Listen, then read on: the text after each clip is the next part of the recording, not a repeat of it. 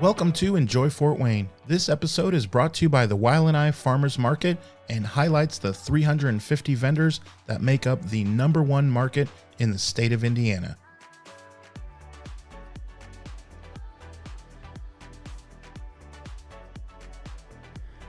I'm Marilyn Miars from TreeFrog Farm. And how long has TreeFrog Farm been in existence? TreeFrog Farm's been in existence about 15 years. Okay. So under that name. Okay. And what is your background? Are you from Fort Wayne? No, I'm originally from West Michigan. Okay.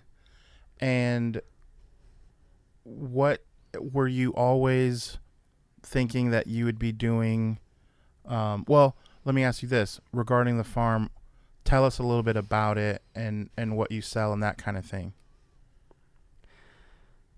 Okay. Well, the farm itself, we purchased the property in 1987.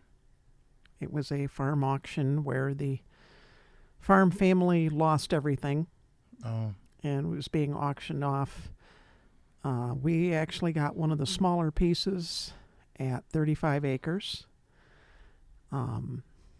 Some people are shocked when they hear that we paid $18,000 for 35 acres of land, but it was just land. And we have a half-mile stretch of creek through it. Okay. So that was the very start of things. We originally purchased it with mine to put a house on it, and we had plenty of room to run our motorcycles around. We had old British motorcycles, and we were going to ride in the dirt. We did that a few times. Sure. As things developed, I realized it had potential for other things. We stopped the renting of the main field and the front field on the farm, and they stopped applying chemicals in 1989. I tell people at the market, the last time we had chemicals, Barbara Bush was First Lady. Makes people stop and think. Right, that's been a long time, yeah. I first had the farm certified as organic in 1992. Okay. And that was through the Organic Crop Improvement Association that predated the USDA certifications. And I went on in for a while and did the USDA certifications. That's rather expensive. Yeah. And yes, they do compensate you for it, but there's like a 9-month wait between the money goes out and the money comes in, and it's a significant sum. It's like $1,000. Wow, yeah. I haven't really changed the practices any, other than improving things. Sure. My daughter started helping me when she was about 7. She would go to the farmers markets with me, help the customers. Yeah. I taught a 7-year-old how to count back change. Wow. Yes, that was impressive. She learned quick. Wow. We laughingly say that I really like child labor. We had a crew of children put in an asparagus patch with supervision. We had age range of 9 years to 3 years. The 3-year-old could get the roots up right, and with her brother's help placing them. She was a lot lower to the ground, so she could bend down and do that. The older kids raked, did things like that, and we got in two about 8 by 60 foot patches in one afternoon. Wow. So they got paid in eggs. So each of those kids that helped went home with a dozen eggs. Very cool. As their first pay. They've come a long way. I'm not sure what my neighbor did with 3 dozen eggs all of a sudden. Right. Since then, a lot of omelets. Quite a bit of potatoes and things that we've grown. On and off, we've had chickens. We had goats for a while for 4-H. And you started from zero. I mean, you started from motorcycles on dirt roads, you're saying? And just decided one by one? We had no infrastructure there. We had to put in electric and a well and a house and pretty much everything from scratch. And do you have a farming background? I grew up in an area, those familiar with West Michigan will know that it's an area where there are Christmas tree farms, asparagus farms, blueberry farms, orchards, and dairy operations. So coming here where it was row crop and cash grain was quite a shock. Yeah. You know, I worked on a truck farm, which would be where they grew vegetables. That was a neighbor of where I was growing up. The home I grew up in was on a small farm that my grandfather kind of farmed. He was retired, but he ran a few head of beef and rented out the barn for horses and things like that. Yeah. So I grew up in the area. I picked beans, strawberries, and such for money. When I was growing up, I got my first car. I was allowed to more choices on the clothes that I bought for school, things like that. Yeah. So that's a large part of my growing up. Okay. So yeah, you had a little bit at least. I mean, not as intensive as some of our other vendors even with farms have generationally been really on so much stuff from your goats to all this stuff that you're doing. They've been doing it, and you don't, you kind of just started it. And I'm just interested to find out more regarding that. Like, how do you figure out, do you just do the research and decide, okay, I think this will yield XYZ, so let's do it? Was that the thought process? Some of it, I did some reading, on how to make money doing this, things like that. A lot of the thought on that has changed over the years because in around 1992, yes, there was a farmer's market in Fort Wayne, and it was on Oxford and Warsaw. My customers then were the food co-op, the health food store, the farmer's market at Oxford. In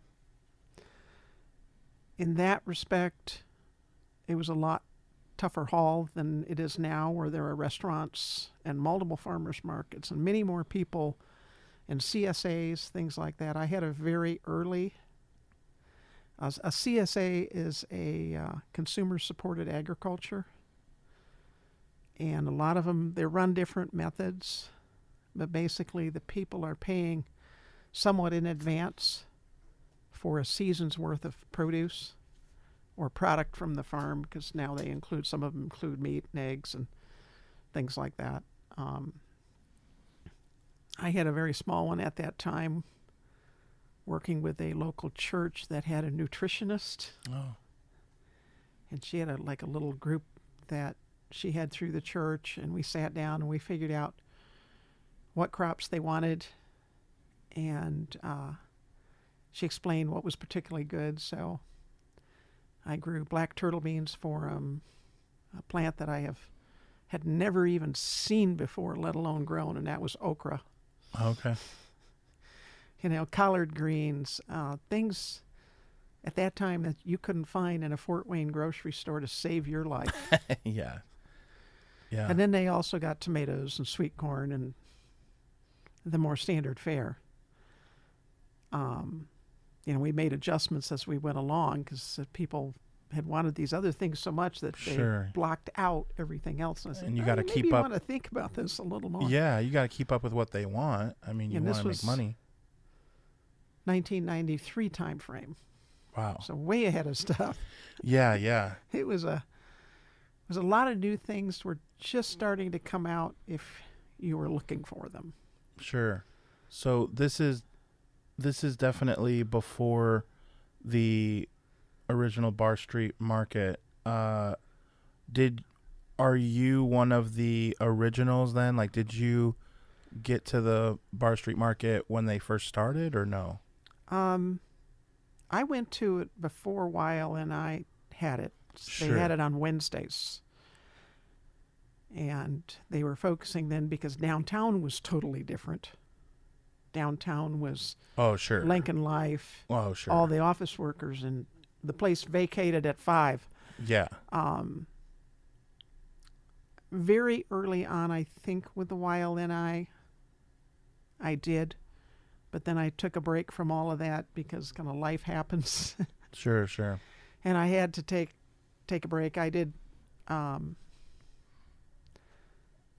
in there too. I also did a farmers market up in Goshen that was an indoor year-round market. Oh, okay. So came back to the YLNI Bar Street Market as it is now. I was just trying to guess for sure if it was 7 or 8 years ago. Sure. Okay. But I think it was 8. Definitely not your first rodeo. Then let me ask you No. this. So some people are interested in becoming a vendor and they have a little bit of cold feet. They don't know some of the ins and outs. What advice would you give someone if they were asking you if they should do the market, if they're just nervous? What is some advice that you can give them? Well, I'll just say, first of all, if you don't try it, you don't know. And Yeah. it's still going to bother you whether or not you can do it. So just, go ahead and try it. No other way to tell You if you know. can do it. Yeah. I have had people ask me about it, and they've bounced their ideas off of me. Yeah. What do you think about this? What do you think about that? And I just kind of explained the rules to them. Mm-hmm. And said, you got to meet these rules. Yeah. But inside that, sky's the limit. Yeah. Do whatever you want. Yeah. Yeah. I got to admit, I really like how the YLNI is managing the market and how they do things. So Good. That's awesome. I'm pretty happy on that front. Ashley does a fantastic job. She Yes. has done a fantastic job for years. Yes, So- geez. I agree. And it's difficult. Did you know there's technically over 350 vendors? Obviously, they're not all there at once. So Yeah, I was going to say, I knew there was about 150 at a shot. right. But double that is actually how many vendors there So truly she's just are. trying to keep track That- of. Exactly. So it's a big job, and we're very thankful for Ashley Yeah. for sure. So tell me a little bit more about what day to day looks like at the farm. How you mentioned your daughter, like what kind of help do you have, and what does a day to day look like? It really is a little bit dependent on the day of the week. Because, Saturday is the market day, and it's a Sure. long day. Oh, no question. So Saturday afternoon, I get home, I unload the truck, I take a nap. Yeah. And usually I'm back up to speed on Monday. And I'll say a Monday is the day that I run errands, do smaller things on the farm, or get into the long-term projects. Sure. Because starting Tuesday, you're starting to think, what do you have to have ready for this week's market? Right. You can Because it ease comes into quick. that, Saturday and comes Friday quick. is, okay, everybody's working. We got to get it all ready, cleaned, packaged, refrigerated if need be, loaded. Right. Ready to go for early 'cause morning. Unless the weather's really cold, I load the truck the night before. Mm. And Yeah. I save out what has to be refrigerated, and even sometimes if it's cold enough, I will put that in the truck the night before because I let the truck be the refrigerator. Sure. Sure. So it varies every day because you don't know. I walk the farm to check things Yeah. at least once a day, usually first thing in the morning, just to see what's gone wrong. Yeah, because there's going to be something. I was walking back to the barn one day and I looked over and my beehives had tipped over. Ooh. We'd had a storm and our skid that they were on was rather weak, and it gave, and there were about 60,000 bees. Not in a good mood. Yeah, no kidding. That was an immediate change of plans for that day. Yeah. Wow. Did you get stung at all I that day? saw it from a far enough distance that I could turn around and get the bee suit Okay. Yeah. Yeah. and my tools Very necessary. and come back out with the smoker and reassemble the hives. Oh man, that's so And- frustrating. I bet. Cross my fingers that the queens didn't get killed, and they didn't. So, Is it easy to spot the queen? no. I wouldn't think so. I was curious. I mean, if you've They been are doing it for a larger. while. Some people are better at it than I am. I'm not that great. Sure, and we have a lot of bee. We have a Yes. lot of bee people at the market. I know. I've asked a lot of questions. They Sure, all know me. sure. Yeah, So, Dylan was the one that was on the show not too long mhm. ago, and I'm sure we'll have more bee people on. But it's fascinating, It uh, is a. I very spent intriguing. 30 plus years as an engineer, so I'm used to challenges, and that is a hobby that will challenge you. No kidding. Yeah, no kidding. So yeah, that makes sense. Based on what is happening, based on the season, based Mhm. on the day, your schedule can be a little crazy, I would assume. I mean, but okay.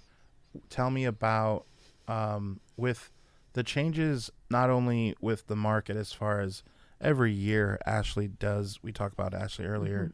There's something new every year. There's hay rides. There's this. There's the podcast here. There's different things going on. Also in Fort Wayne, downtown Fort Wayne, from what you've seen, what are some of the things that you enjoy over the last, I'd say maybe 5 years with the changes? What is something that is exciting to you? Well, one of the things that really struck me at first, and it might seem little or whatever, but the idea of the food court area, and that they could have the vendors that were selling the liquor. And some people kind of turned their noses up that. I thought it was a great idea, and I was amazed that they were able to pull it off. Sure.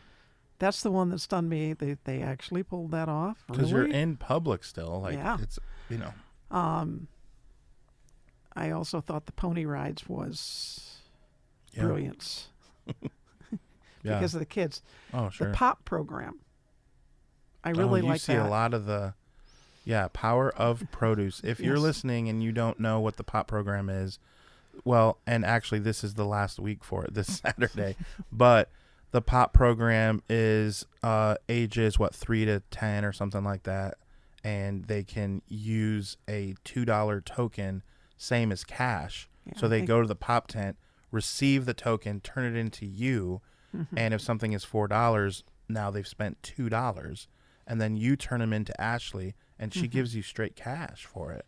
So Yeah. it's completely funded. It's really cool, and it's great for kids to learn Mhm. on buying produce and things like that. So Yeah, we do remind them that they have to buy produce or plants. right, yep, They can't get the a keychain jams or honey or yeah, some of the other stuff. I'm going to say that when we were selling the plants, we had a couple families come up and all the kids had tokens, and they were planting their garden. And I saw some pretty first-class negotiations between siblings.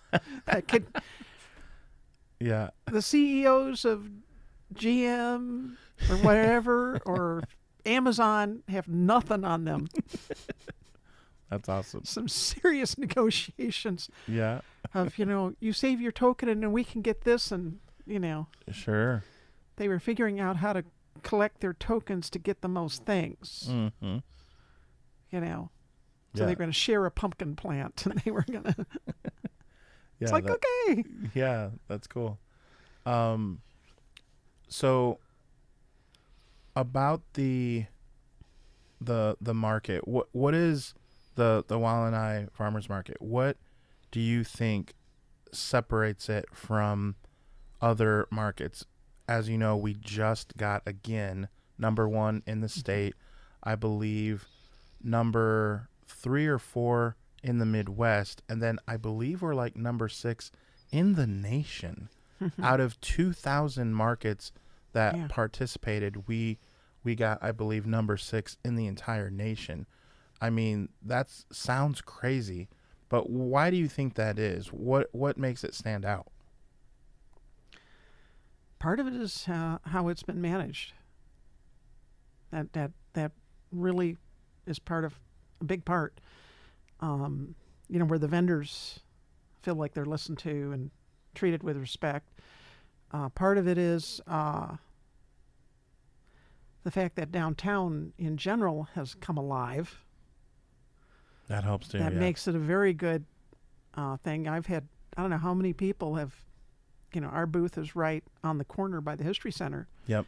And the people come along from, say, one of the newer buildings that has apartments, and they walk down, what festival is this? And it's not a festival. It's every week. Every weekend. Like what? What? Yeah, that's been how they walk all around like it's a festival. Right. It has that feel, but except Yeah. it's every week. What festival do you know is every single week? And then when it gets cold, moves indoors. Yeah. Like nothing happened. Like nothing changed. So that's That's a good probably point. the biggest part of it. The vendors are a big part of it. A lot of us have been there a long time. Sure. Some of the vendors have been there from the start, Yeah. and just you try to be consistent. There are a lot of vendors that are there like I am every weekend. Right. Yep. We got the same spot, and we're every weekend. The produce vendors in particular, we see this. There are people that they have their route that they're going to go through, and they're going to go this place for this place for that, ding, ding, ding, ding, ding, and they're done. Yeah. We're busy from 8:30 to 10 with the regulars.